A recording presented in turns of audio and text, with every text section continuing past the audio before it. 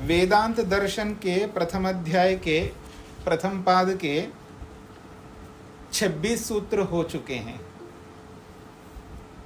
27वां सूत्र प्रारंभ होगा। प्रसंग ज्योति शब्द को लेकर के ही चल रहा है।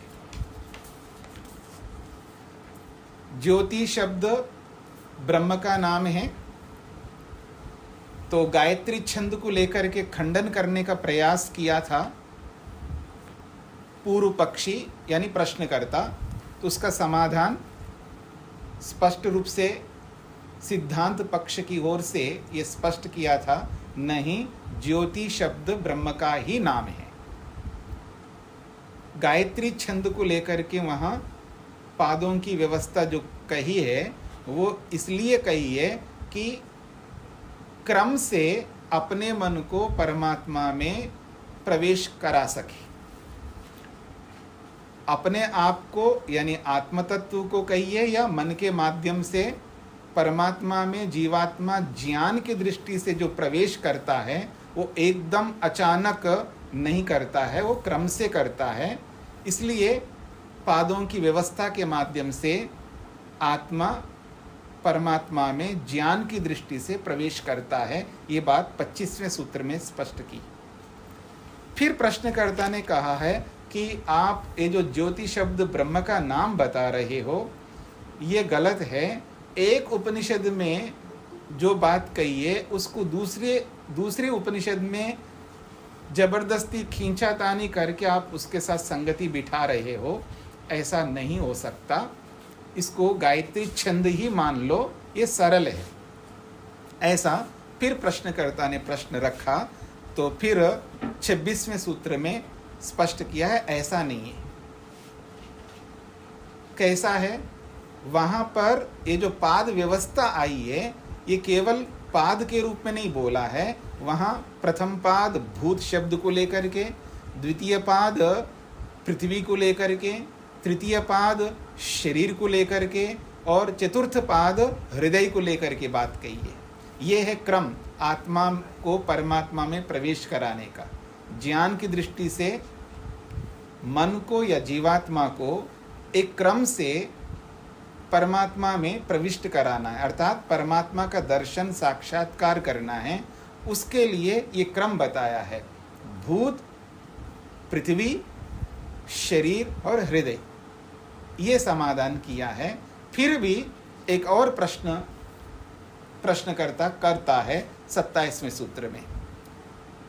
सूत्र है उपदेश भेदान नेति चेन्नोभयस्मिन् नप्यविरोधा। उपदेश भेदान नेति चेन्नोभयस्मिन् नप्यविरोधा, ये सूत्र है। सूत्र को थोड़ा देखिएगा, शब्दों को अलग करते हैं। उपदेश भेदात न इति चेत न उभयस्मिन् अपि अविरोधात, ये सूत्र के पद हैं। प्रश्नकर्ता कहता है उपदेश भेदात, उपदेश में भेद है, अर्थात भिन्न भिन्न उपदेश किए गए हैं उपनिषद में। उपदेश भेदात का अर्थ है भिन्न भिन्न उपदेश के कारण से गायत्री को ही लेना चाहिए, ज्योति शब्द से ब्रह्म का अर्थ नहीं लेना है। यह प्रश्नकर्ता का प्रश्न है। तो उपदेश अलग अलग प्रकार से होने से ब्रह्म को यहाँ ग्रहण नहीं करना चाहिए, यदि ऐसा कोई कहे तो उत्तरकर्ता की ओर से उत्तर दिया जा रहा है न उभयस्मिन अपि अविरोधात्। उभयस्मिन का अर्थ है अलग अलग दोनों में। दो उपदेश है तो इन दो उपदेशों में भी कोई विरोध नहीं है। उभयस्मिन अपि अविरोधात्, दोनों उपदेशों में भी कोई विरोध नहीं आता, भले ही अलग अलग उपदेश हों। अलग अलग उपदेश होते हुए भी कोई विरोध नहीं आता है। दो वस्तुओं के बीच में विरोध भी आता है और अविरोध भी होता है। किसी प्रसंग में विरोध हो सकता है, जैसे दो वस्तुएं हैं, जड़ वस्तु और एक चेतन वस्तु, तो दोनों में विरोध है। एक जड़ है, नॉन लिविंग थिंग है, और एक लिविंग बीइंग है, तो इस रूप में तो विरोध है। समझ रहे ना? एक है नॉन लिविंग थिंग जड़ वस्तु और एक लिविंग बीइंग यानी चेतन वस्तु। चेतनता अलग है और जड़पन अलग है, इस रूप में तो विरोध है। तो दोनों में विरोध है ना, दो वस्तुओं के होते हुए भी। अब दोनों में समानता भी होगी। अस्तित्व, एग्जिस्टेंस, नॉन लिविंग थिंग में भी एग्जिस्टेंस है, उसकी अपनी सत्ता है, और लिविंग बीइंग की भी अपनी सत्ता है। तो सत्ता के रूप में देखो, एग्जिस्टेंस के रूप में देखो तो कोई विरोध नहीं मिलेगा आपको। लेकिन दूसरे गुण को ध्यान में रख करके देखो तो विरोध है। यानी दो वस्तुओं हो या दो प्रकार के उपदेश हो, दो चीजें जहां पर आए तो विरोध भी हो सकता, लेकिन अविरोध भी तो हो सकता है। तो आप विरोधी के रूप में क्यों देख रहे हो? नकारात्मकता में क्यों जा रहे हो आप? सकारात्मकता को भी तो सामने रख सकते हो आप। तो यही कहना चाह रहे हैं, उभयस्मिन, दोनों में भी अविरोधात्, कोई विरोध ना होने से ज्योति शब्द तो ब्रह्म का ही नाम है, ये इसका अभिप्राय है। तो आइए भाष्य को समझने का प्रयत्न करते हैं। उपदेश भेदात् न इति चेत, इसका अर्थ भाष्यकार कहते हैं, गायत्री प्रकरणे तु त्रिपादस्यामृतं दिवि इति सप्तम्याम उपदेशः अस्ति। जो वहां प्रसंग आया है त्रिपादस्यामृतं दिवि, दिवि शब्द देखिएगा आप, थोड़ा सा आपको व्याकरण को भी थोड़ा समझना होगा। शब्दों में अलग अलग विभक्तियां होती हैं, और वो विभक्तियां जो है पहचान में तब आती हैं जब शब्दों को पहचान लेता है व्यक्ति। जैसे अकारांत शब्द होता है, जैसे राम, कृष्ण, भरत, ये सब अकारांत है। इन शब्दों के अंत में अवर्ण आपको सुनाई देगा। कुछ शब्द होते हैं हलंत, हलंत शब्द होते हैं। हलंत का मतलब है जिसमें अंत में अवर्ण नहीं मिलेगा। ऐसा शब्द है दिव, दिव शब्द जो है हलंत है, यानी उसमें अवर्ण नहीं है, वकारांत शब्द है दिव। अब इसका रूप रामा शब्द के समान नहीं चलेगा। सप्तमी विभक्ति में राम शब्द का रामे होता है, क्योंकि वो अंत में अकार है, और दिव शब्द अंत में वकार है, तो इसका रूप अलग चलेगा। इसलिए सप्तमी विभक्ति में दिवी बनता है। दिवी, दिवी जो शब्द है ये सप्तमी विभक्ति का, तो इसलिए यहाँ पर दिया है त्रिपादस्य अमृतम दिवी। तो दिवी में सप्तमी विभक्ति आई है। एक बात तो यही कहना चाहते हैं, गायत्री प्रकरणे तो, गायत्री प्रकरण जहां चला है उस गायत्री के प्रकरण में जब त्रिपादस्य अमृतम दिवी कह करके वहां दिवी शब्द में सप्तमी विभक्ति दिया है, इति सप्तम्याम उपदेश अस्ति, तो उस प्रकरण में सप्तमी विभक्ति का उपदेश है। ज्योतिष प्रकरणे, और जहाँ ज्योति का प्रकरण चला है, जिस ज्योति को लेकर के आपने ब्रह्म को बताया है, ज्योति शब्द ब्रह्म का आपने सिद्ध करने का प्रयास किया है, पर उस ज्योति के प्रकरण में जो दिवी शब्द, दिव शब्द आया है वो सप्तमी विभक्ति में नहीं है।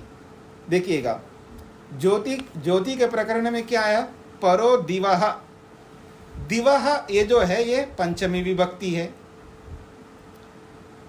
परो दिवः ऐसा आया है। आप पीछे देखेंगे ना, जहां पीछे सारा प्रसंग चला है उस प्रसंग में जाके आप देखेंगे तो वहां पर दिवः पर ऐसा आया है, परो दिवः।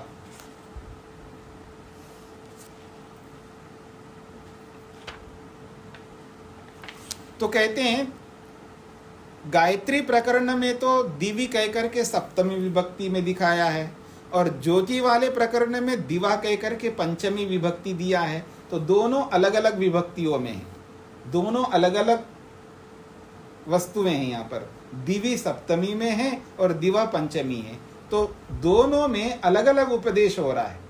गायत्री प्रकरण का उपदेश अलग है और ज्योति का प्रकरण का उपदेश अलग है। इति पंचम्याम उपदेशः क्रियते। तो पंचमी विभक्ति का उपदेश ज्योति के प्रकरण में किया है। तद एवं उपदेश भेदात न एकम वस्तु उपलक्ष्यते। ये सारी बातें प्रश्नकर्ता की ओर से हो रही हैं। प्रश्नकर्ता ये कहना चाहता है कि आप खींचातान करके आप ब्रह्म में ले जा रहे हो, जबकि गायत्री का प्रकरण है। वहाँ पर गायत्री छंद को ले लो ना, बात समाप्त हो जाएगी। इतना लंबा खींचातान क्यों करते हो? ऐसा प्रश्नकर्ता का प्रश्न है। और वो हेतु क्या दे रहा है, रीजन क्या दे रहा है, कारण क्या दे रहा है? दोनों अलग अलग उपदेश है। गायत्री प्रकरण में तो सप्तमी विभक्ति में बोल करके अलग उपदेश दिया है और जिस ज्योति का प्रकरण आप दिखा रहे हो उसमें पंचमी विभक्ति दे करके अलग उपदेश दिया है। तो दोनों अलग अलग उपदेश है, इसलिए एक वस्तु के लिए नहीं कहा जा रहा है। ये प्रश्नकर्ता का प्रश्न है। तो कह रहा है वो तद एवं उपदेश भेदात न एकम वस्तु उपलक्ष्यते। एक वस्तु यहाँ पर उपलक्षित नहीं हो रही, यानी एक वस्तु नहीं बताई जा रही यहाँ पर, किंतु भिन्न भिन्नम एवं संभवति। इसलिए भिन्न भिन्न ही होना चाहिए। ज्योति प्रकरण में जो जिस ज्योति को लेकर के बोला जा रहा है वो अलग वस्तु होनी चाहिए और गायत्री प्रकरण में जो बोला जा रहा है वो अलग वस्तु होना चाहिए। इति चेद उच्चेता। ऐसा कोई प्रश्नकर्ता कहे तो क्या समाधान है आपका? तो अब उत्तरकर्ता कह रहा है ना, आप जो कह रहे हो दोनों का उपदेश अलग अलग है, भिन्न भिन्न विभक्तियों में है, इसलिए दोनों अलग अलग होना चाहिए, ऐसा आप जो बोल रहे हो ना, ऐसा नहीं बोल सकते।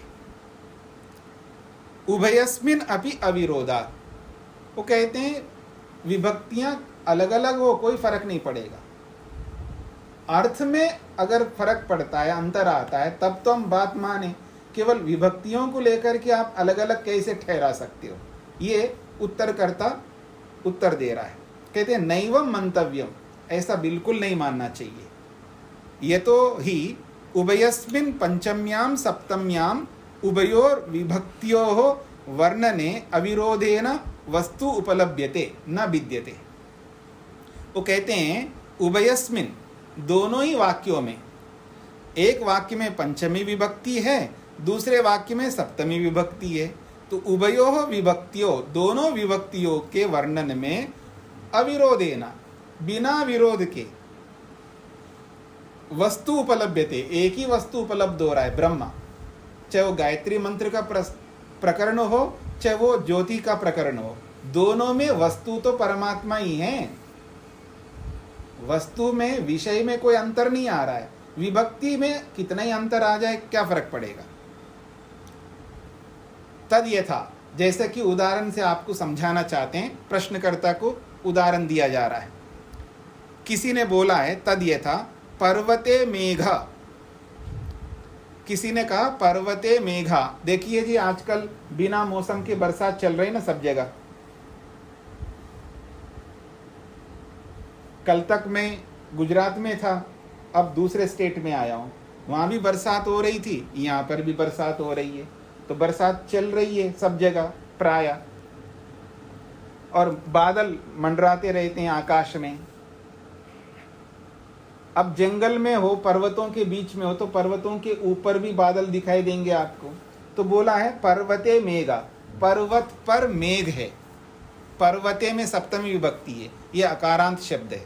तो पर्वते मेघा यानी पर्वत पर बादल है, ये ऐसा अर्थ निकल। ये पर्वत में बादल है, ये पर्वत पर बादल है, एक है यहां पर। दूसरी बात कही है पर्वतात परो मेघ, पर्वतात परह मेघ, पर्वत से परे, परे का मतलब पर्वत के बाद में बादल है। पर्वत के ऊपर बादल बोला है और पर्वत के बाद में बादल बोला है। एक में पंचमी विभक्ति है और एक है सप्तमी विभक्ति। तो पर्वते मेघा पर्वतात पर मेघा, पर्वत पर बादल हैं, यह पर्वत से परे बादल हैं। इति लक्ष्यम न विद्यते तत्वम एकमेव तिष्ठति। लक्ष्य में कौन सा अंतर आएगा? लक्ष्य का मतलब है आप जो टारगेट बना रहे हो, जो लक्ष्य विषय बना रहे हो, क्या है? बादल है। तो पर्वत पर बादल है बोलो या पर्वत से परे बादल है, तो आखिर बादल तो वही है। बादल में कोई अंतर आया क्या? किसी ने बोला है आधा गिलास भरा पानी है, एक ने बोला है आधा गिलास पानी है। एक ने भरा बोला है और एक ने कम बोला है, लेकिन पानी तो उतना ही है। आधा गिलास खाली है जी पानी, एक ने बोला आधा गिलास भरा हुआ है, पर पानी तो दोनों ही स्थिति में उतना ही है ना, पानी में तो कोई अंतर नहीं हुआ। ठीक इसी प्रकार से पर्वत पर बादल कहो या पर्वत से परे बादल कहो, लेकिन बादल तो वही है ना, बादल में कोई चेंज नहीं हुआ। तो जैसे लोक में ऐसे उदाहरण हम बोलते हैं, वैसा ही यहां पर है। चाहे दिवी कहकर के सप्तमी विभक्ति में बोलो, चाहे पंचमी विभक्ति बोलो, पर चीज वस्तु तो वही है ना, परमात्मा, ये कहना चाहते हैं। तो कहते हैं पर्वते मेघा पर्वतात पर मेघा वा इति लक्ष्यम न विद्यते। लक्ष्य में कोई अंतर नहीं आ रहा है। तत्वम एकमेव तिष्ठति, तत्व तो वही परमात्मा ब्रह्म जो है वो एक ही है वर्तमान। तस्मात् उभयत्र गायत्री नामना ज्योतिर्नामना च ब्रह्म एव अभिधीयते। इसलिए हम कहना चाहते हैं तस्मात्, इसलिए उभयत्र दोनों ही प्रकरणों में, गायत्री नामना एक जगह गायत्री के नाम से बोला है और दूसरे प्रकरण में ज्योति के नाम से बोला है, और गायत्री नाम से और ज्योति के नाम से ब्रह्म एव अभिधीयते, ब्रह्म को ही कहा जाता है। यह सिद्ध कर दिया है। सूत्रार्थ लिखिएगा, उपदेश भेदात न इति चेत न उभयस्मिन् अपि अविरोधात्। उपनिषद के पूर्व वचन में, उपनिषद के पूर्व वचन में, उपनिषद के पूर्व वचन में सप्तमी, उपनिषद के पूर्व वचन में सप्तमी, उत्तर वचन में पंचमी,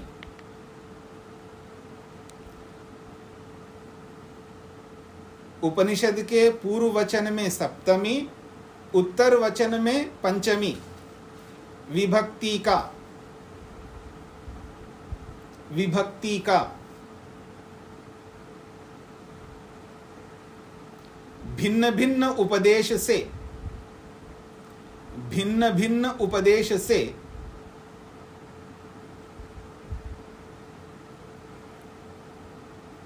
भिन्न भिन्न उपदेश से ब्रह्म वर्णन नहीं हो सकता, ब्रह्म वर्णन नहीं हो सकता।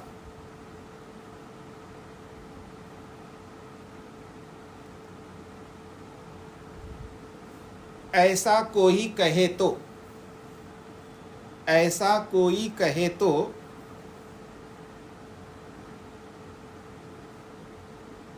नहीं कह सकते, नहीं कह सकते, क्योंकि क्योंकि दोनों वचनों में, क्योंकि दोनों वचनों में परस्पर कोई विरोध नहीं होने से, क्योंकि दोनों वचनों में परस्पर कोई विरोध नहीं होने से।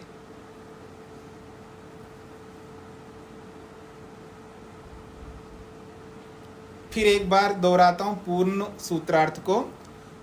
उपनिषद के पूर्व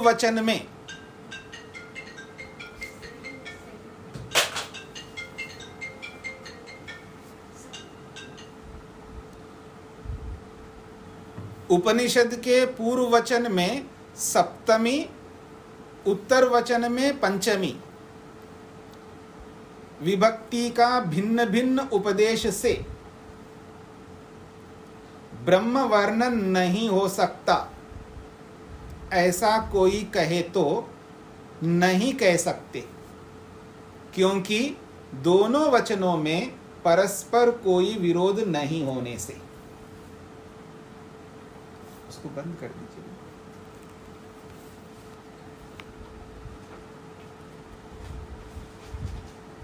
इधर ले आइए।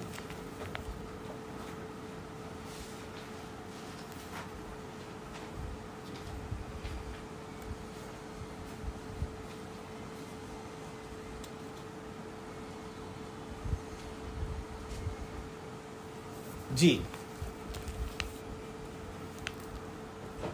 अगला सूत्र। इदानीं पूर्वतो विलक्षणस्य भेदोपदेशस्य अपरम उदाहरणं विचार्यते। इदानीं पूर्वतो विलक्षणस्य भेद उपदेशस्य अपरम उदाहरणं विचार्यते। इदानीं अब पूर्वतः विलक्षणस्य, जो पहले एक शब्द आया था प्राण, प्राण को लेकर के ये सिद्ध किया था प्राण शब्द ब्रह्म का नाम है। प्राण शब्द ब्रह्म का नाम है, जीवात्मा का नाम नहीं है, और ये जो बाहर प्राण वायु है उसका भी नाम नहीं है। प्राण शब्द ब्रह्म का नाम है, ये सिद्ध कर दिया था। उसी बात को दूसरे ढंग से यहाँ पर सिद्ध किया जा रहा है। क्यों? विलक्षण होने से, विशेष होने से, बहुत अधिक भ्रांति युक्त होने के कारण से दोबारा उसी बात को समझाने का प्रयत्न कर रहे हैं। इसलिए कह रहे हैं इदानीम, अब पूर्वतः विलक्षणस्य भेदोपदेशस्य, पूर्व कहे हुए प्राण को विलक्षण के भेद से अपरम उदाहरणम विचार्यते, दूसरे उदाहरण के माध्यम से उसी प्राण को लेकर के विचार किया जाता है। सूत्र है प्राणस्तथानुगमात्, प्राणस्तथानुगमात्, प्राणः तथा अनुगमात्। प्राणः का अर्थ प्राण है, तथा का अर्थ है वैसे ही, अनुगमात् का अर्थ होता है उसी प्रकार से जाना जाने से। तो क्या जाना जाएगा वो समझने का प्रयत्न करेंगे भाष्य से। तथा प्राणः तद्वत् भेदोपदेशेन प्राणोपि निर्दिष्टो ब्रह्मात्मा अभिप्रेतः क्वचित् अध्यात्म ग्रंथे। तद्वत्, तद्वत् का मतलब है ये जो 27वें सूत्र में जो भेद का उपदेश दिया है, विषय वस्तु एक ही है सिद्धांत पक्ष में, लेकिन उसको अलग अलग मान करके, भेद को दिखा करके वो ब्रह्म को हटाना चाह रहे हैं।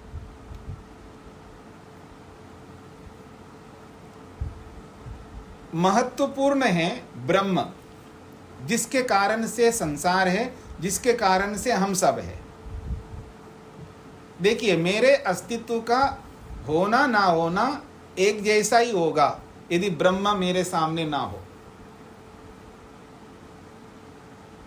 इस बात पर ध्यान दीजिएगा। थोड़ी देर के लिए हम परमात्मा को हटा देते हैं तो शरीर नहीं होगा, साधन नहीं होंगे, संसार नहीं होगा, कुछ नहीं होंगे। तो आत्मा का अस्तित्व है, मेरा अस्तित्व है, मैं एक चेतन वस्तु हूँ, यानी आप सब चेतन वस्तु हैं, अस्तित्व है, ज्ञान भी है, इच्छा भी है, प्रयत्न भी है, पर कुछ नहीं कर सकते, कुछ भी नहीं कर सकते। कुछ भी का मतलब अपनी अनुभूति, अपना एहसास, स्वयं का फीलिंग भी हम नहीं ले पाएंगे। मैं हूं इस अनुभूति को भी नहीं कर सकते। क्यों? साधन नहीं है। आज हर व्यक्ति अनुभव करता है मैं हूं। अपनी अनुभूति को करना दुनिया का सबसे बड़ा काम है, याद रखना। एक मैं सार्वभौम सिद्धांत बता रहा हूं। ये बात तब समझ में आएगा व्यक्ति को जब किसी को बेहोश कर दिया जाए ना। कभी कभी बड़ा ऑपरेशन होता है तो बहुत घंटों तक बेहोश करते हैं, कभी कभी 12-12 घंटे, एक दिन 24 घंटे तक भी बेहोश कर देते हैं। अस्तित्व है, कोई फीलिंग्स नहीं है, उसका होना ना होना एक जैसा है। और इससे भी हम थोड़ा और आगे बढ़ते हैं। एक आदमी कोमा में है, आप देखिएगा, कोमा में है, एक दिन नहीं, एक वीक नहीं, एक मास नहीं, एक साल नहीं, सालों सालों कोमा में पड़ा रहता है व्यक्ति। अस्तित्व है, वस्तु है, इच्छा है, प्रयत्न है, ज्ञान है, सब कुछ है। क्या फायदा, क्या लाभ?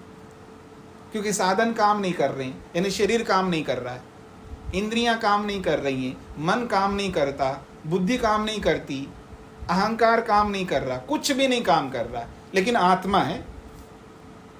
तो मेरा होना तभी होना है जब मेरे सामने भगवान हो, मेरे सामने संसार हो।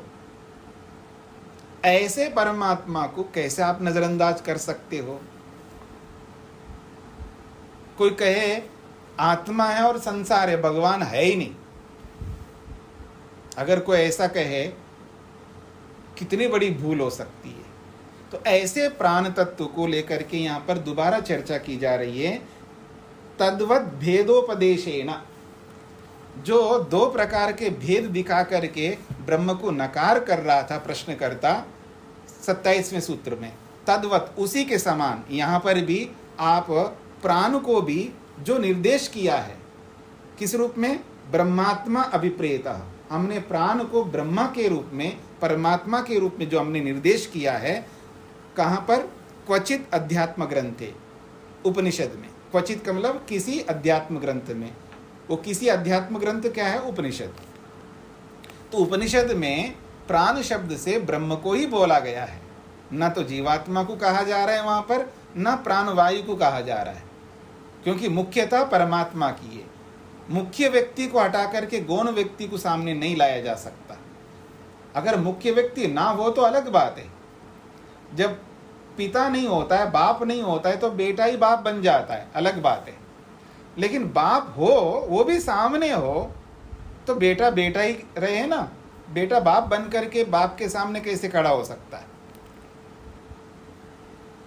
ठीक है, वो दूसरे के लिए बाप हो सकता है, अपने बाप के सामने वो बाप नहीं होगा, क्योंकि बाप सामने खड़ा है, विराजमान है। तो परमात्मा को आप कैसे हटा सकते हैं? तो ये कहना चाहते हैं, पूर्वस्मिन् भेद प्रकरणे तो विभक्तेर भेद आसीत्। पूर्वस्मिन् भेद प्रकरणे, 27वें सूत्र में जो भेद का प्रकरण चलाया है, वो भेद कौन सा भेद दिखाया है? विभक्ति का भेद दिखाया है। पंचमी सप्तमी भेदाद अपि परम पुरुषो ब्रह्मात्मा तु एक एव लक्षितः। पंचमी सप्तमी भेद के माध्यम से परम पुरुष ब्रह्मात्मा, परमात्मा एक ही है वहां पर।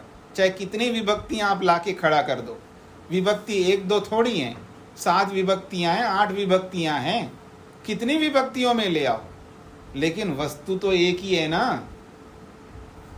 आप में से बहुत सारे संस्कृत जानते हैं ना जी। एक शब्द है राम, उसको आप एक प्रथमा विभक्ति में चलाओ, दूसरी विभक्ति में चलाओ, तीसरी में चलाओ, 7-8 विभक्तियों में चलाओ, लेकिन राम तो एक ही है। तो केवल विभक्ति का भेद दिखा करके आप वस्तु को कैसे हटा सकते हैं?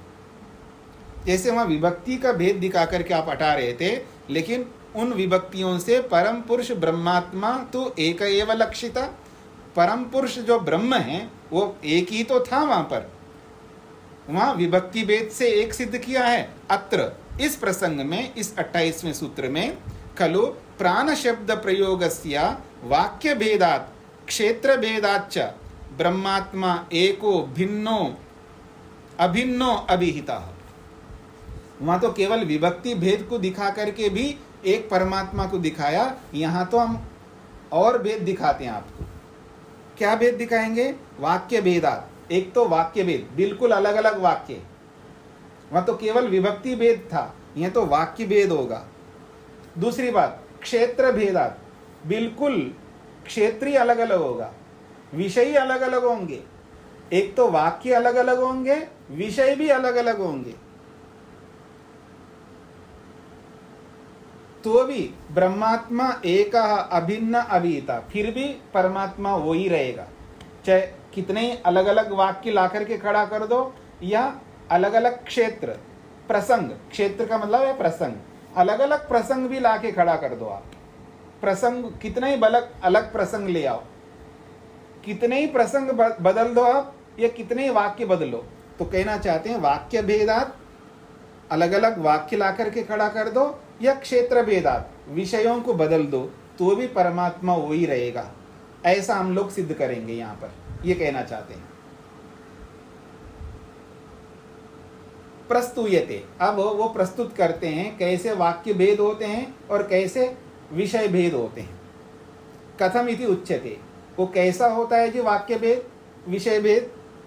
अनुगमात, ये है उत्तर। अनुगमात, अनुगमात का मतलब है अनुगमाद एकस्मिन एव वाक्यार्थ संगतत्वात् उपसंहाराच्च। वो अनुगम क्या है? तो कहते हैं एकस्मिन एव, एक ही वस्तु में, वाक्यार्थ संगतत्वात्, उस वाक्य का जो अर्थ है एक ही वस्तु में निहित होता है, यानी एक ही वस्तु को उस वाक्य का अर्थ बताएगा, और संगत भी उसी में होगा और उपसंहार भी उसी में होगा। अब उदाहरण से समझाएंगे। तद यथा इंद्रः प्रतर्दनाय दैवोदासये प्रोवाच। इंद्रः प्रतर्दनाय दैवोदासये प्रोवाच। एक प्रसंग दिखाया जा रहा है यहाँ पर ब्राह्मण का। इंद्र नामक व्यक्ति प्रतर्दनाय, प्रतर्दन एक दूसरा व्यक्ति है। जब किसी को उपदेश दिया जाता है तो उसमें विभक्ति होती है, चतुर्थी विभक्ति, तो इसलिए प्रतर्दनाय, इसमें चतुर्थी विभक्ति है क्योंकि उपदेश देने वाला इंद्र है। उस प्रतर्दन नामक व्यक्ति को और उसका दूसरा विशेषण दिया है दैवोदासये। दैवोदासये ये उसका विशेषण है। जो देव नामक व्यक्ति है,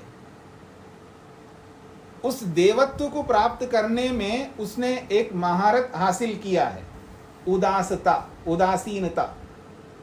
आप दर्शन पढ़ेंगे तो ईश्वर को उदासीन भी बोला जाता है। दर्शनों में ईश्वर को एक नाम दिया है उदासीन। ईश्वर कैसा है? वो उदासीन है। अब उदासीन लौकिक भाषा में पता नहीं आप क्या अर्थ लेते हैं। उदासीन द बेस्ट वर्ड है दुनिया का, उदासीन। समझ रहे मेरी बात को? थोड़ा समझने का प्रयत्न करना। उदासीन हो जाना बहुत अच्छा शब्द है ये, क्योंकि परमात्मा का नाम उदासीन है। परमात्मा उदासीन होता है। क्या मतलब होता है जी उदासीन का? उदासीन का मतलब होता है, देखिए मेरी ओर, आप लड़ रहे हो आपस में, मैं देख रहा हूं, ठीक है जी। आप खा रहे हो तो मैं देख रहा हूं, आप कुछ भी कर रहे हो तो देख रहा हूं, दृष्टा बन करके। कोई इंटरफियर नहीं करूंगा, ये भगवान का काम है। देखिएगा भगवान क्या करता है। आप चाहे लड़ो, आप सही मार्ग पे जाओ या गलत मार्ग पे जाओ, गलत खाओ या उचित खाओ, गलत समय पर सो जाओ या उचित समय पर सो जाओ, कुछ भी करो, आप कोई भी एक्टिविटी करिएगा, वो उदासीन है, देखता रहता है। हाथ पकड़ करके नहीं रोकता, वो दृष्टा बन करके देखता है। कोई गुस्सा नहीं आता परमात्मा को। कितना पेशेंस रखता है देखिएगा। उसको पता देखो ये गलत कर रहा है, प्रेरणा जो करता है वो करेगा, वो अलग बात है, पर उस प्रेरणा को कौन सुनता है। जैसे माँ बुला रही, आ जाओ बन गई रोटियां, गरम गरम है खा लो, थाली में भी डाल दिया, आ ही नहीं रहा बेटा, आ ही नहीं रहा। एक बार बुलाए, दो बार बुलाए, 3 बार बुलाए, 5 बार बुलाए, आ ही नहीं रहा बेटा। क्या मतलब है इसका? उस बुलाने का कोई अर्थ नहीं उसके सामने। मां बुला रही है भाई, एक बार बुलाने पर क्यों नहीं आता? 2 बार 3 बार, कितने बार बुलाना पड़ता आजकल के बच्चों को। इसका मतलब है सामने होते हुए भी हम नजरअंदाज कर रहे हैं उनको। उसका वैल्यू नहीं है, उसका महत्व नहीं है, उसका इंपॉर्टेंस नहीं है। समझ नहीं पा रहे हैं माँ का मातृत्व क्या होता है। जैसे माँ के मातृत्व को, पिता के पितृत्व को नहीं समझता व्यक्ति, वैसे ईश्वर के ईश्वरत्व को भी नहीं समझता है, चाहे वो कितना ही प्रेरणा देते रहे वो, फिर भी वो उदासीन है, कोई गुस्सा नहीं आता है, कितना पेशेंस रखता। ये अलग बात है जब समय आता है तो पूरा कसर निकालेगा, मतलब दंड जो देना वो दे देगा, वो समय आने पर देगा, तत्काल कुछ नहीं करेगा। इसी को कहते हैं उदासीन, दृष्टापन, दृष्टा भाव।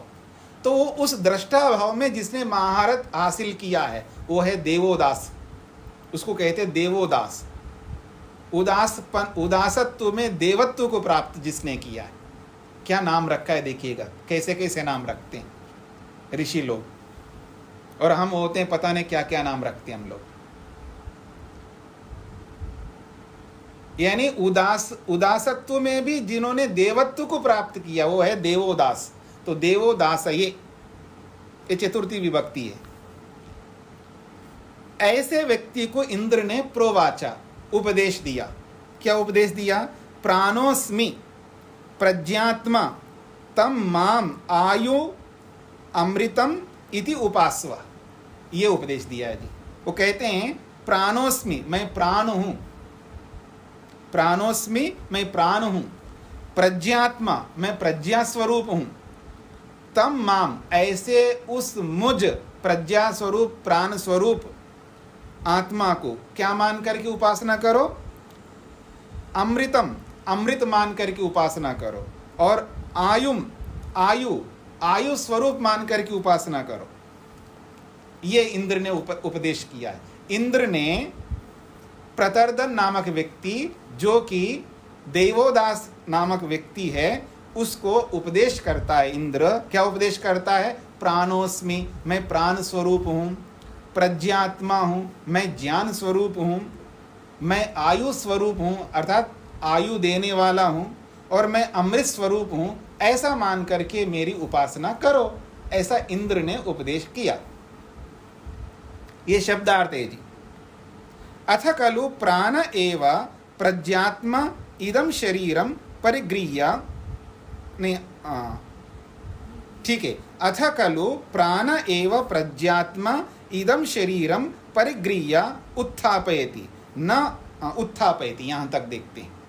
अब दूसरा वाक्य दे, दूसरा वाक्य आया है अथ खलु, और एक दूसरा वाक्य दिया जा रहा है प्राण एव प्रज्ञात्मा। दूसरा वाक्य है प्राण ही प्रज्ञात्मा है। इदम शरीरम प्रगृह्य, और इस शरीर में प्रवेश करता है वो प्राण। ये प्राणवायु को ले रहे हैं, प्राणवायु को ध्यान में रख करके बोला जा रहा है। प्राणवायु का मतलब जो श्वास प्रश्वास हम जो ले रहे हैं, सांसें जो चल रहे हैं हमारे, ये है प्राणवायु, ये प्राण है, जिसको दर्शन की भाषा में, वेदांत की भाषा में मुख्य प्राण कहते हैं। मुख्य प्राण कहते हैं प्राण एव प्रज्ञात्मा, प्राण को ही प्रज्ञात्मा मानो। इदम, और ये प्राण जो है, इदम शरीरम परिगृह्य, इदम शरीरम ये जो शरीर है, इस शरीर को प्रगृह्य, इस शरीर में प्रवेश करता है, और प्रवेश करके उत्थापयति शरीर को उठाता है, अर्थात शरीर को चलाता है, शरीर को गतियुक्त करता है। ये जो चहल पहल हम कर रहे हैं, आ रहे हैं, जा रहे हैं, खा रहे हैं, पी रहे हैं, सब काम कर रहे हैं, किसके कारण से? प्राण के कारण से। तो कह रहे हैं प्राण एव प्रज्ञात्मा, प्राण को ही प्रज्ञात्मा मानो। और ये प्रज्ञात्मा रूपी प्राण क्या करता है? इदम शरीरम प्रगृह्य, इस शरीर में प्रवेश करता है और उत्थापयति, और शरीर को उत्थापयति मतलब चलाता है। ये दूसरा वाक्य है। अब तीसरा वाक्य दे रहे हैं, न वाचम विजिज्ञासीत वक्तारम विद्यात्। ये तीसरा वाक्य है जी। वाक्य भेद दिखाई दे रहे हैं ना आपको? पहले वाक्य में इंद्र को लेकर के बोला जा रहा है, दूसरे वाक्य में प्राणवायु को लेकर के बोला जा रहा है। ये वाक्य अलग अलग है। अब तीसरा वाक्य है, न वाचम विजिज्ञासीत। वाचम का मतलब वाणी, वाणी को न विजिज्ञासीत, वाणी के बारे में मत जानो, वाणी के बारे में सोच ना लाओ, वाणी के बारे में कोई थिंकिंग मत करो, कोई विचार मत करो। न वाचम विजिज्ञासीता, वाणी के बारे में कोई जिज्ञासा मत करो। फिर क्या करो जी? वक्तारम विद्यात्, उस वाणी का प्रयोग करने वाला जो वक्ता है ना, वक्ता वाणी का उपयोग करने वाला, बोलने वाला, उसको जानो ना। इधर उधर क्यों भाग रहे हो आप? भाई बोलने वाले को समझने का प्रयत्न करो। वाणी तो वाणी है। देखो जी, मेरे मुख है, जिह्वा है, ठीक है ना, दांत हैं, जिह्वा है और काकल्क है, जो भी है मुख के अंदर, इसी में तो वाणी है। ठीक है, देख लो ना, एक बार हो गया, उसके बारे में क्यों सोचते जा रहे हो? कह रहे हैं ना वाचम विजिज्ञासीता, वाणी के बारे में ज्यादा जिज्ञासा मत करो, वाणी के पीछे दौड़ मत लगाओ। फिर किसके पीछे दौड़ लगाओ? किसको जानो? वक्तारम विद्यात्, वक्ता के बारे में जानो, बोलने वाले को जानो। ये तीसरा वाक्य है। ठीक है जी। तीसरा वाक्य में क्या बोला जा रहा है? वक्ता कौन है जी? आप, यानी आत्मा, जीवात्मा। पहले वाक्य में इंद्र था, दूसरे वाक्य में प्राणवायु था, अब तीसरे वाक्य में कौन है? जीवात्मा आ गया। भाई बोलता कौन है? हम लोग बोलते हैं ना, मनुष्य लोग बोलते हैं, अलग अलग शब्द, बड़े बड़े अच्छे अच्छे शब्द ले आते हैं। क्या बोलते हैं? जब बहू जो है ना, सास के पास जाके जब बोलती है ना वाणी, क्या बोलती है जी, क्या कहना है। और जब सास जाकर के बहू के पास बोलती है, तो वाणी में क्या देख रहे हो? सास जो आत्मा है ना, उसको देखो थोड़ा सा, उसके मन में, उस आत्मा में क्या चल रहा है। बोली तो बोली है जी, वाचा वदामि मधुमत, बहुत अच्छा बोल सकती है, चाहे वो सास हो, चाहे वो बहू हो, चाहे वो गुरु हो, चाहे वो शिष्य हो, चाहे वो कोई भी हो। वाणी को क्यों देख रहे हो आप? उस वाणी के पीछे जो आत्मा बैठी हुई है, उसको समझने का प्रयत्न करो। तो यहाँ किसको बोला जा रहा है? जीवात्मा को बोला जा रहा है। ये तीसरा वाक्य। अब चौथा वाक्य देखिएगा, स एष प्राणः, स एषः प्राणः एव प्रज्ञात्मा आनंदः अजरः अमृतः। ये चौथा वाक्य। सह एषः, वह यह, कौन है? प्राण एव, वो प्राणी ही है। कौन है वो प्राण? प्रज्ञात्मा, वो प्रज्ञात्मा ज्ञान स्वरूप है। इतना ही नहीं, आनंदा, वो आनंद स्वरूप है। अजरः, वो कभी भी मृत्यु को प्राप्त नहीं होता है। अमृता, वो अमृत स्वरूप है। इससे क्या समझ में आ रहा है? यहाँ परमात्मा को लेकर के बोला जा रहा है। पकड़ रहे हैं आप लोग? स एषः प्राणः एव, वह प्राण स्वरूप है। और प्रज्ञात्मा, वो प्रज्ञा स्वरूप है। आनंदा, वो आनंद स्वरूप है। अजरा, कभी भी जरावस्था को प्राप्त नहीं होता। हम लोग शरीर में आकर के जरावस्था को प्राप्त होते हैं, पर परमात्मा कभी जरावस्था को प्राप्त, बुढ़ापे को प्राप्त नहीं होता, हमेशा जवान रहता है और अमृत स्वरूप है। तो इस चतुर्थ वाक्य में परमात्मा का समझ में आ रहा है। एक वाक्य में परमात्मा, एक वाक्य में जीवात्मा, एक वाक्य में प्राणवायु, ऐसे अलग अलग आ रहे हैं, अलग अलग वाक्य हैं। ये दिखाना चाह रहे हैं। और ये प्रसंग है कौशितकी ब्राह्मण का। अब भाष्यकार इन चारों वाक्यों को लेकर के भाष्य करते हैं। अत्र प्राण विषयकानि चत्वारि वाक्यानि, यहाँ पर प्राण को लेकर के 4 प्रकार के वाक्य आए हैं। ठीक है। तदत्र वाक्य भेदस्य चातुर्विध्यम अथ च क्षेत्र भेदस्यापि चातुर्विध्यम अस्ति। कहते हैं तदत्र, इन 4 वाक्यों में वाक्य भेदस्य चातुर्विध्यम, अलग अलग वाक्य हैं, अलग अलग वाक्यों का अलग अलग अर्थ हैं, तो वाक्यों के अंदर भी भेद है। अलग अलग वाक्य है ना, एक वाक्य दूसरे वाक्य से मिलता जुलता नहीं है, तो वाक्यों में भेद है। इसलिए वाक्य भेद से भी 4 प्रकार हैं। और क्षेत्र भेदस्य, क्षेत्र भी अलग अलग है, विषय भी अलग अलग है। चारों वाक्यों के विषय अलग अलग है। देखिएगा, विषय वस्तु को देखेंगे तो भी विषय अलग अलग है और वाक्य भेद भी है, वाक्य भेद भी है और विषय भेद भी है, ये कहना चाहते हैं। तत्र प्रत्येकस्मिन् वाक्ये प्रत्येकस्मिंश्च क्षेत्रे प्राण शब्दों भिन्न भिन्न अर्थ को अवभासते। अब कहना चाहते हैं तत्र, उन 4 वाक्यों में, प्रत्येकस्मिन् वाक्ये, एक एक वाक्य को आप ध्यान से देखिएगा, प्रत्येकस्मिंश्च क्षेत्रे, और एक एक वाक्य में और एक एक विषय में प्राण शब्द, जो प्राण शब्द आया है, लेकिन वो प्राण का अर्थ भिन्न भिन्न अर्थ का अवभासते, अलग अलग अर्थ को लेकर के वो प्राण शब्द आ रहा है। एक वाक्य अलग प्रकार का वाक्य है, तो ये वाक्य भेद हो गए। और विषय क्या है वहां पर, एक में जीवात्मा प्रतीत हो रहा है एक वाक्य में, और एक वाक्य में प्राणवायु प्रतीत हो रहा है, एक वाक्य में परमात्मा प्रतीत हो रहा है। ऐसा तो वाक्य भेद भी प्रतीत हो रहा है और अर्थ भी अलग अलग अवभासते प्रतीत हो रहा है। ये है हमारी भ्रांति।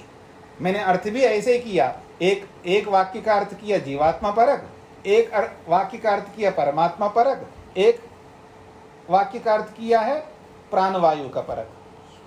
ठीक है ना, अलग अलग अर्थ किए। ऐसे हम लोग भूले करते हैं,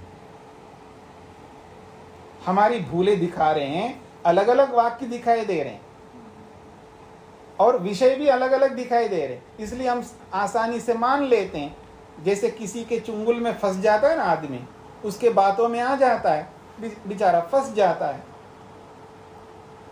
अविद्या के कारण से। दो बातें, या तो अविद्या होती है अथवा कम जानकारी होती है। अगर किसी से भूल होती है तो वहां 2 मुख्य बातें होती है, या तो जानकारी की कमी या अविद्या, यानी उल्टा जानकारी, गलत जानकारी के कारण से व्यक्ति चुंगल में फंसता है, अथवा कम जानकारी के कारण। अविद्या नहीं है लेकिन जानकारी नहीं है। जानकारी का ना होना अलग बात है, गलत जानकारी का होना अलग बात है। दोनों स्थितियों में व्यक्ति मार खाता है। तो ऐसे ही हम व्यवहार में अनेक स्थलों पर इस तरह का मार खाते रहते हैं अपने जीवन में, किसी भी विषय से संबंधित।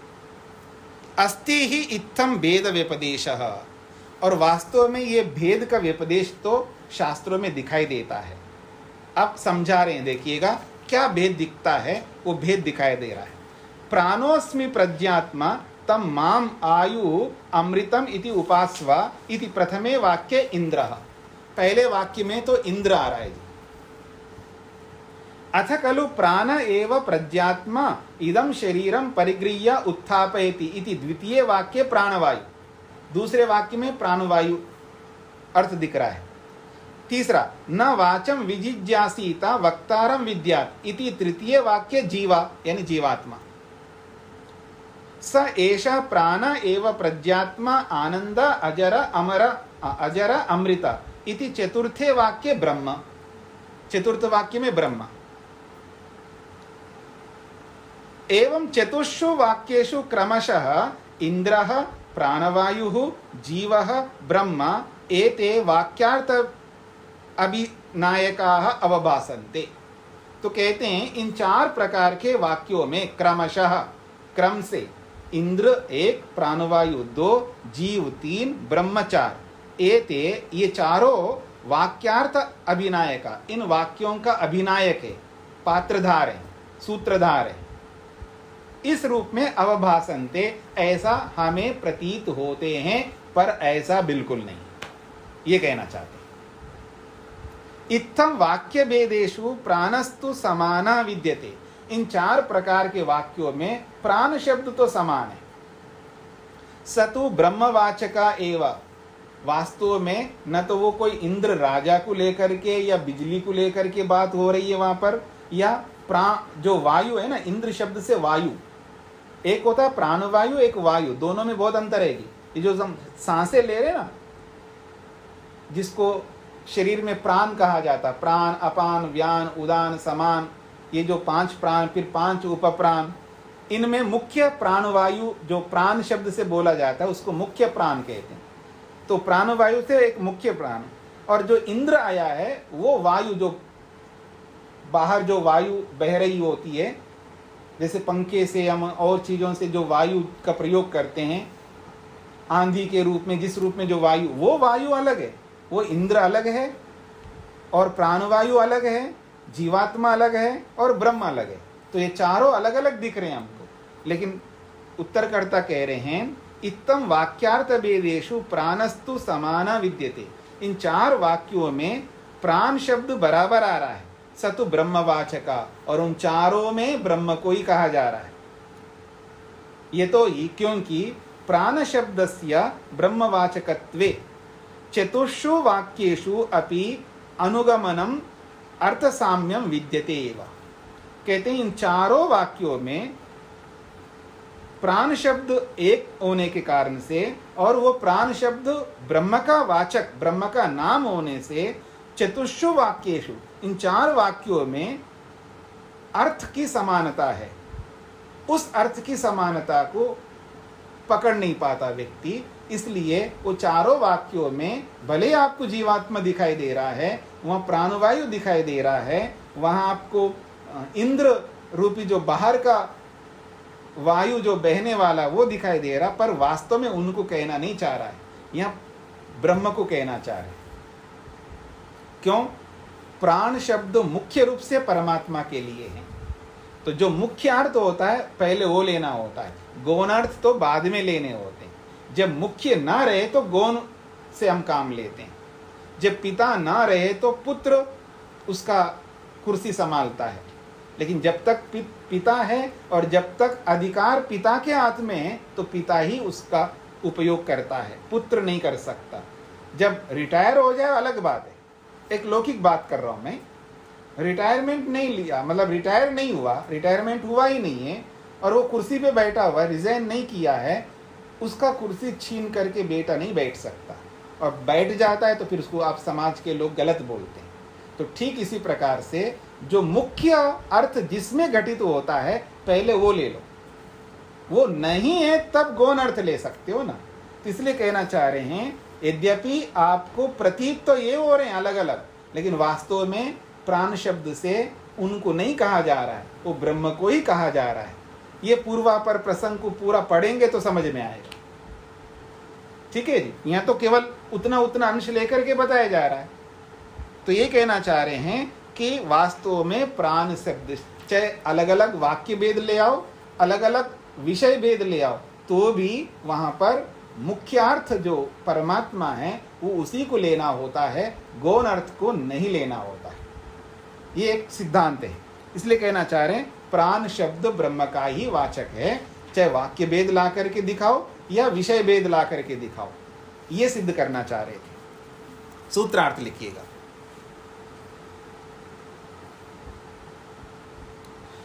इसी भेदोपदेश से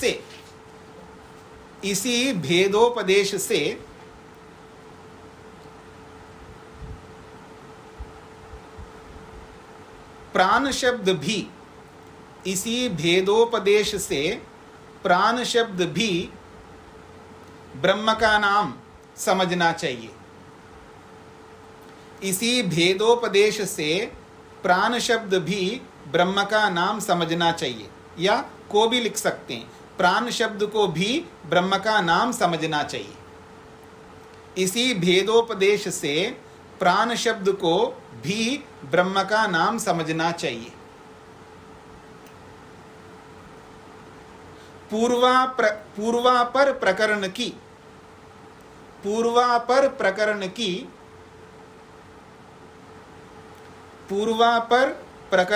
संगति, पूर्वापर प्रकरण की संगति ब्रह्म रूपी अर्थ में ही, पूर्वापर प्रकरण की संगति ब्रह्म रूपी अर्थ में ही संभव होने से, पूर्वापर प्रकरण की संगति ब्रह्म रूपी अर्थ में ही संभव होने से। सूत्र का अर्थ दोबारा रिपीट करता हूं, इसी उपदेश से, इसी उपदेश से का मतलब है नहीं, इसी भेदोपदेश से, इसी भेदोपदेश का मतलब 27वें सूत्र में जो भेद का उपदेश दिया था, उसी भेदोपदेश से प्राण शब्द को भी ब्रह्म का नाम समझना चाहिए। पूर्वापर प्रकरण की संगति ब्रह्म रूपी अर्थ में ही संभव होने से। हाँ, इसका मतलब ये समझ लीजिएगा, केवल भेद दिखा करके आप अर्थ को चेंज नहीं कर सकते हो, केवल भेद को दिखा करके अर्थ को बदल नहीं सकते हो आप। भेद तो बहुत सारे दिखा सकते, जैसे वाक्य, अलग अलग वाक्य ला करके भेद दिखा सकते, अलग अलग विषय ला करके भी भेद दिखा सकते हैं, लेकिन अलग अलग वाक्य होते हुए भी, अलग अलग विषय होते हुए भी विषय वस्तु एक ही होगा। ये कैसे पता लगेगा? पूर्व और पर, यानी पहले वाला प्रसंग बाद वाला प्रसंग को जोड़ करके जब देखो तब एक वाक्यता बनती है। केवल बीच में आकर के किसी को पकड़ लो और उसको समझ लो ये तो जीवात्मा है, ऐसा काम नहीं चलेगा। बीच में आकर के किसी को पकड़ लो ये तो प्राणवायु, ऐसे नहीं चलेगा। उससे पहले क्या प्रसंग चल रहा था, उसके बाद में क्या प्रसंग चल रहा था, फिर पहले वाले बाद वाले प्रसंग को जोड़ करके देखो तो बीच वाला प्रसंग समझ में आएगा। कई बार मेरे क्लास हो जाती है ना, उसके बाद व्हाट्सएप में मैसेज आता है कि आपने ये बोला था, ये तो कैसे हो सकता है। मैंने उनको यही उत्तर दिया कि मतलब उत्तर यही देता रहता हूँ जी, आप पूरा सुनिएगा, पूर्वापर प्रसंग को पूरा सुनेंगे तो आपको समझ में आएगा, ऐसा मैं नहीं कह रहा हूँ। तो ऐसे ही कई बार भ्रांतियाँ हमको हो जाती हैं, पर यहाँ ऐसा नहीं है। तो एक प्रश्न भी आया था, समय आपका हो गया वैसे, एक व्हाट्सएप में एक प्रश्न आया था,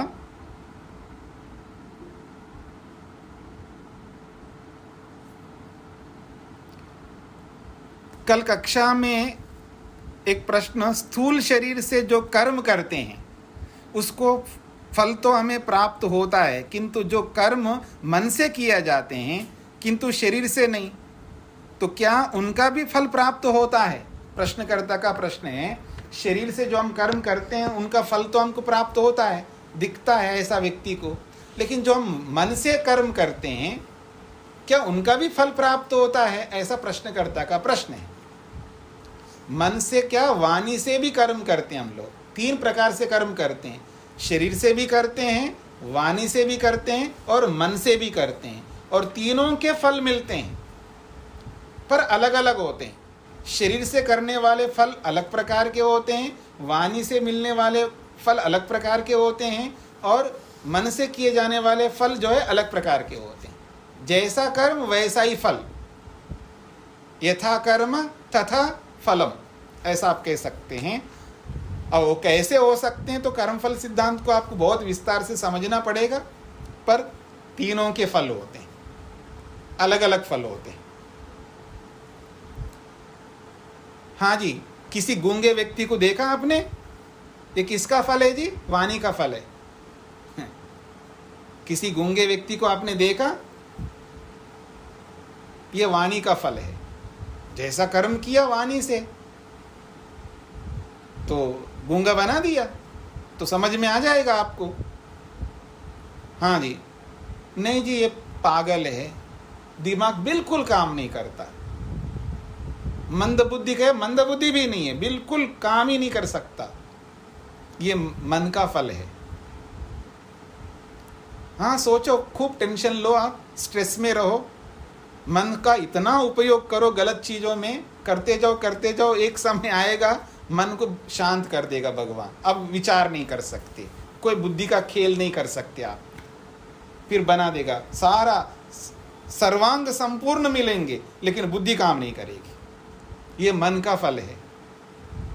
ऐसे बहुत सारे फल होते, मैं एक मात्र उदाहरण दिया, समय हो गया, इसको यहीं पर विराम देता हूँ। ओम।